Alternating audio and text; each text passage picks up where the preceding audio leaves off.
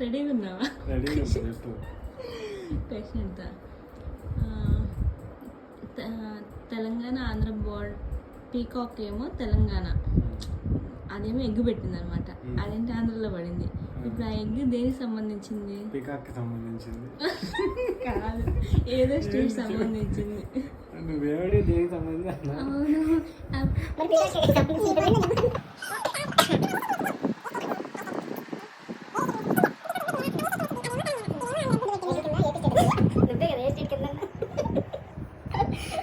మరి ఎంత సిల్లిగా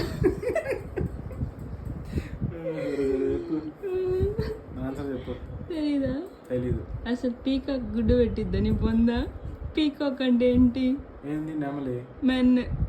P hen అంటే లేడీ.